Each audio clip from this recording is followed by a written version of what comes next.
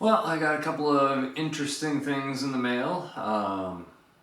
Turns out these are things that I may not need to use because we're going to be moving to a boatyard, hopefully, and they'll have covered spaces for us. But we can take a look at it anyway. It's still useful things and useful information for you, I hope. First, let me get my sewing machine moved out of the way here.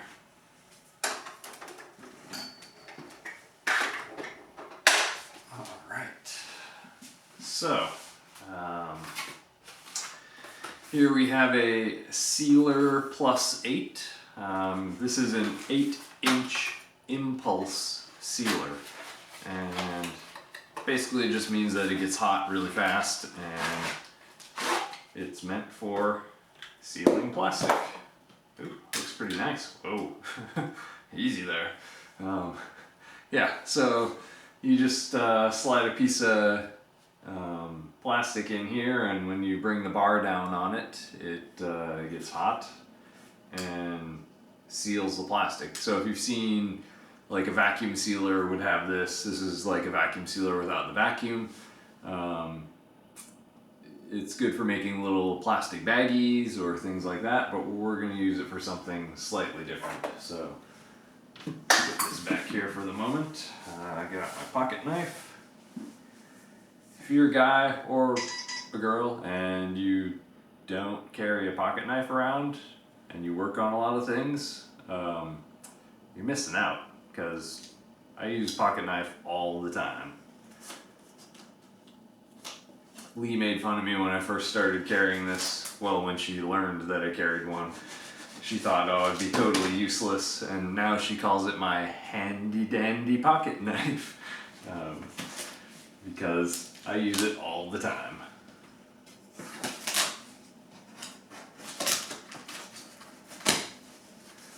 Alright, so maybe you could read what was on here already, but if you couldn't, this is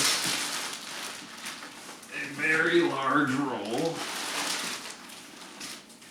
of plastic. Yeah, so specifically it's 6 mil thick tube of plastic. So it's nice and hollow on the inside there. And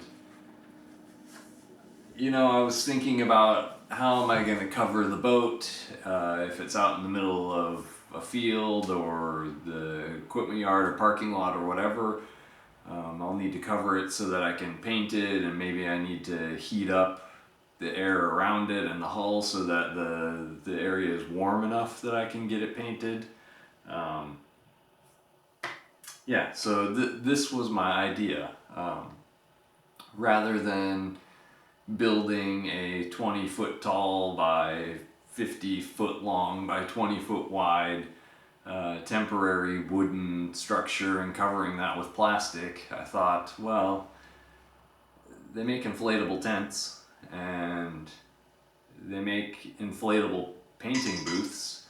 So I actually went online, went to Alibaba, where I go to find everything cheap, because for some reason China can make things for 1/10 of the cost that we can, for basically the same quality.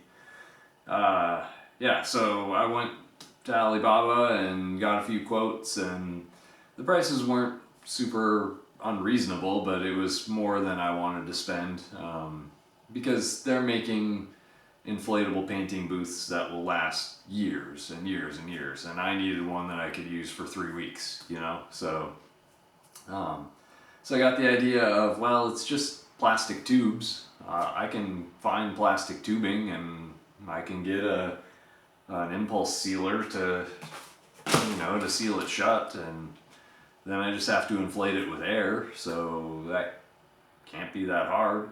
So, yeah, we're gonna give it a try. I mean, what's the worst that can happen? I end up with plastic bags for life, I guess, if it doesn't work, or I'd sell this again on eBay or whatever. So, yeah, let's see what happens. First, I'm gonna plug in my sealer here.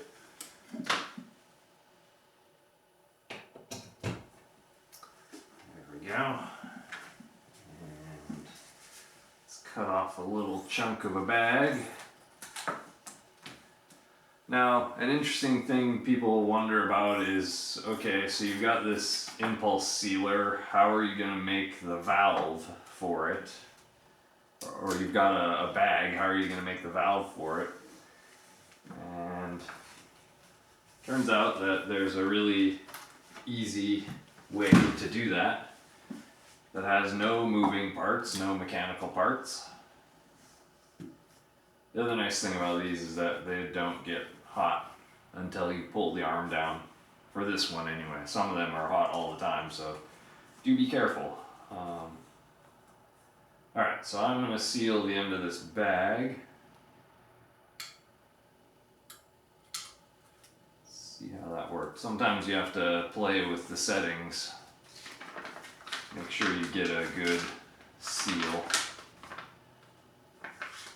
Doesn't look quite hot enough, so we got this little dial down here. I'm going to turn it up a little more and seal in a different spot.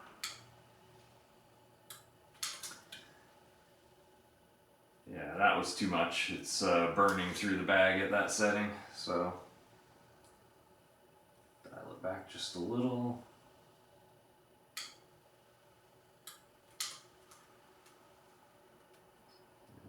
Still too much.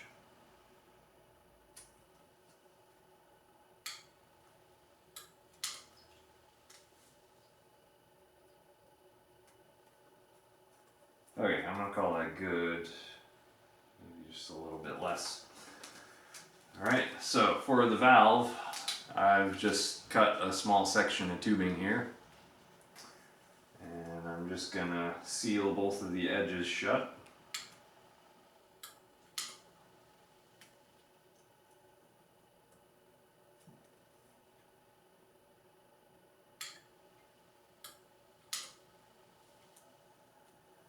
And then I'm going to trim the ends off so that it's open on the short ends and sealed on the long ends. Yeah. So there we go, we've got a nice little pinky sized tube. Now I've left this one end of my bag open here. I need a piece of paper. Is roughly the size of the inside of this tube.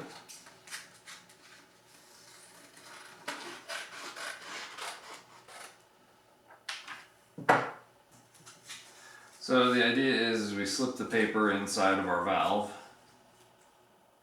and then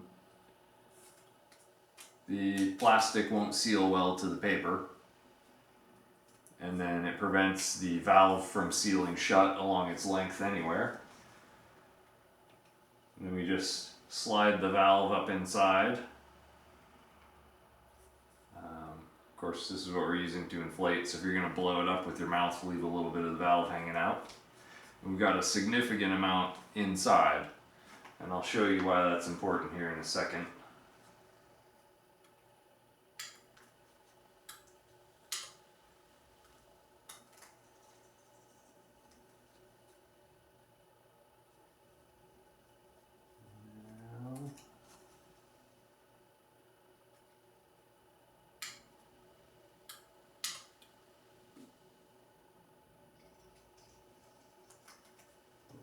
This will work. It's the first time I'm doing this. I didn't do a test run of this. I just looked up how to do it online. So we've got our valve. I can slip my finger inside of there. Yeah, so our valve is sealed to the bag, but the center of it is not sealed because the paper went through there. Now, when we blow air into here, the inside of the bag is going to inflate, and it'll be higher pressure than outside the bag. That pressure is going to squeeze on all of this area of the valve inside. So it'll squeeze the valve shut for us and keep the high pressure air inside. So it'll still allow us to blow air in until the bag explodes. but it doesn't allow the high pressure air to come back out because it's squeezing the valve shut. So to empty this, you'd need to get a straw or a stick or something to poke up inside the valve to keep it open physically. That would let the air pressure out. So I'm gonna try this, just blowing it up. I don't know how well it's gonna work. We're gonna find out.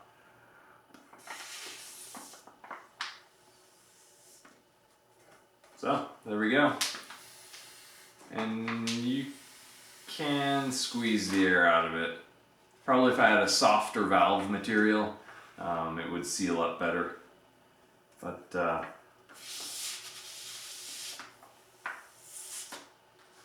yeah, that's pretty good. I'm calling that successful. Yeah. So the thought was I would make large tubes of these and put them in kind of a cross pattern. You know, if you imagine, I don't know if this makes sense, so that they cross over each other and make kind of two intersecting hoops, and you tape them together at the apex, and that gives you a nice strong structure. They start off flat and you lay your plastic over top of it, and then you inflate it and pull the legs together and maybe tie a string or stake the legs at the ends, and then that fits over the boat nicely. And you know, this is easy material to work with, and it's pretty thick. I wouldn't worry about anything puncturing this. So yeah, the only unknown is how well it stands up to the wind, and yeah, how long it will stay inflated. For this, I need a different kind of valve to do the long hoops, but that's okay. You know, you could get like a bicycle inner tube valve and just glue it on the side and use an air compressor to blow it up. It'd be really quick. But yeah, I'm gonna call this a good idea if you need a temporary structure. This whole roll of plastic cost me $65, and it's 725 feet long. So that can create a lot of temporary structure. And then just some regular plastic sheeting, some plastic drop cloth or a tarp or whatever to put over top of it. Yeah. So if you need something, try it out.